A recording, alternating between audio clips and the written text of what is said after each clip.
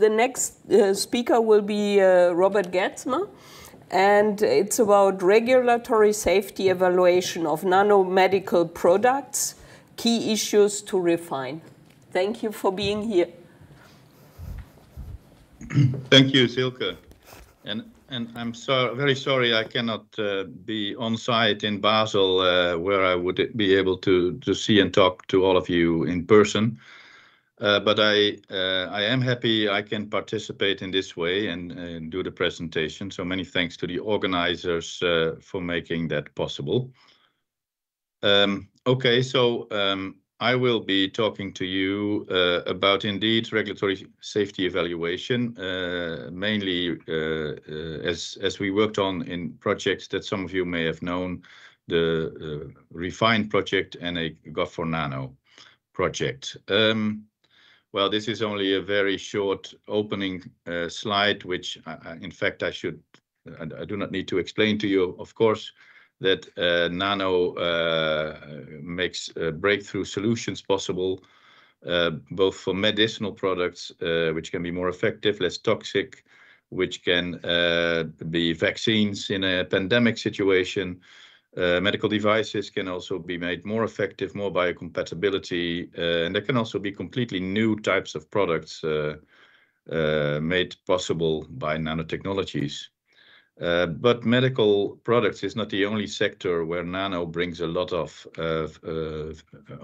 new possibilities. Also in food, cosmetics, consumer products, there are a lot of innovative products that have been enabled by nanotechnology.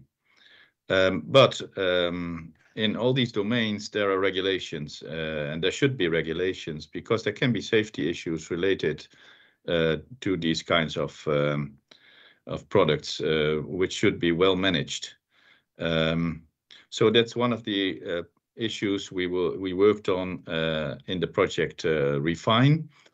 In the past CleanAm conferences, there have been several presentations from multiple speakers about this. So this scheme may look familiar to part of the audience.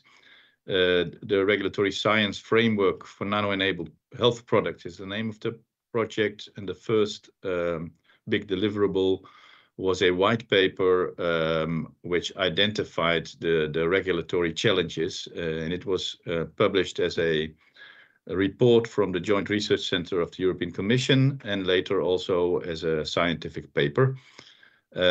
Previously, I talked about selection of the regulatory path in last year's CleanAm conference, and also about the definition.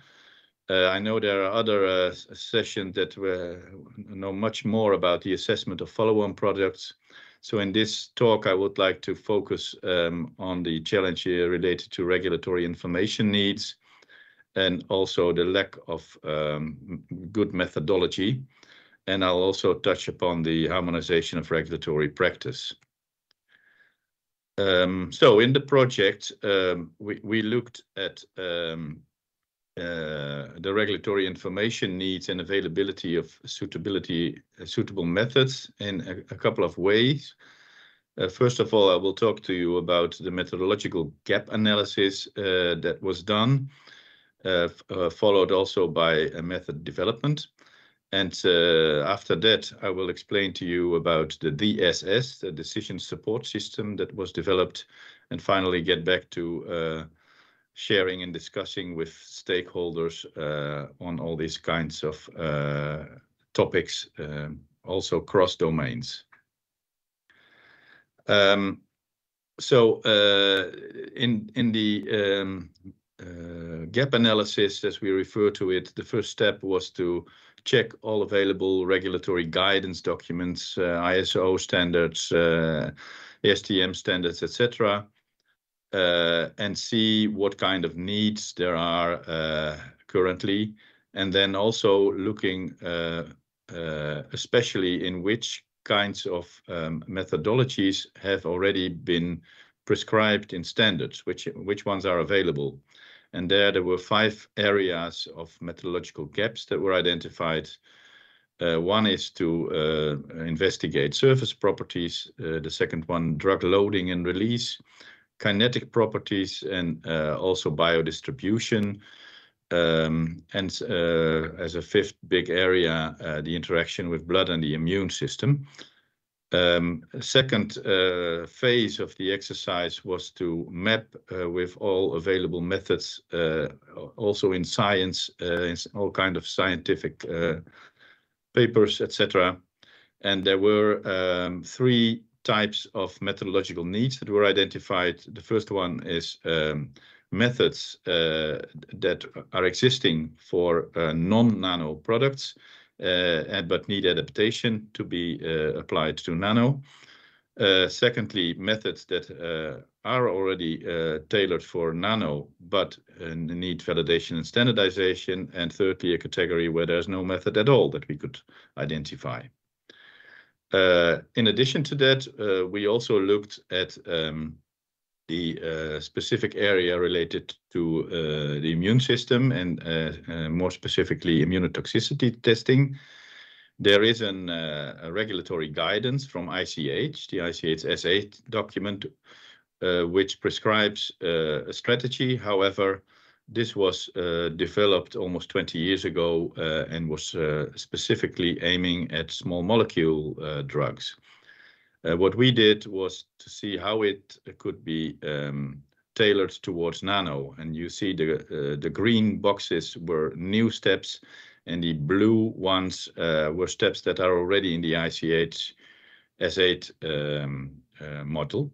So what you can see is that we had to adapt and add to the existing strategy for small molecule drugs quite a lot. But I think it will still be recognizable to most of you very quickly. I won't go through this in detail in view of the time, but the basis, of course, always remains to do a physicochemical characterization and to look at pharmacokinetic properties of the product. And then depending on the route of administration, we made a special one for dermal exposure. And then depending on whether or not there was systemic exposure or only local, we choose two different routes. If there is a specific, if there is no systemic exposure, then we will we go directly to the question whether immunotoxicity might be indicated. If there is systemic exposure, then just like all the other exposure routes, we recommend that there will be an in vitro assay battery being performed before the actual weight of evidence review based on the general toxicity studies. And so to include this in the weight of evidence, and based on the outcome of that, design further non-clinical in vivo immunotoxicity studies and include all that information in the question whether there could be indications for immunotoxicity and include that in the risk assessment. Going back to the methodological gap analysis, here you see the three categories that I was talking about earlier. The ones where you see the yellow boxes around, those are the types of methods that we have worked on in the project.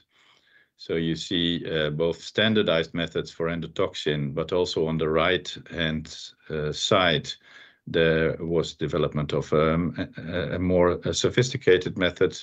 We looked at biodistribution and ADME, and we looked at the immune system.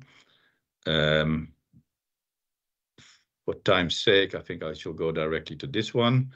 More specifically, we looked at a test using LC-MS with fatty acids as reference to test for bacterial endotoxins.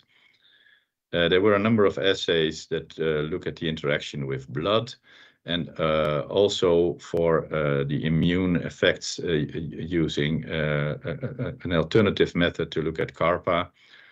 And also looking at inflammation and innate cells using inflammatory and anti-inflammatory macrophages. and look at inflammasome inactivation and also dendritic cell maturation. You can, if you're interested, at the end of the product, we were able to gather a lot of the information that was made in the product or in the project in a special issue of the Drug Delivery and Translational Research Journal. So you can find, I think, 15 or 16 papers in there describing outcomes of the project. So apart from the ones on the previous slides, there are also papers in there on more the biodistribution efforts that were done. There was a lot of work being done, having both in vivo biodistribution studies and also in vitro testing. These data were used in PBPK modeling to develop a model that worked at the end pretty good to predict nanoparticle distribution. So please, if you are interested, either contact me or look in the special issue. Another part of the project was that it was felt useful that all kinds of stakeholders, including both developers of products, innovators, but also regulators, to try and find the way in the myriad of available characterization methods and testing methods, which had to be specific for a certain type of product. For a liposome, you will need different, slightly different method than for iron oxide products or for polymeric nano devices. So it was an effort to build sort of a decision tree, which was based on multiple interactions with several experts. You can fill out the information on your product, and the structure, the decision support system will lead you through the application of the particular types of assays, what is necessary, of what could even give more information. It will also explain why these assays are suggested, and it will give an indication of the degree to which this will help you to meet the analytical needs. The modules that were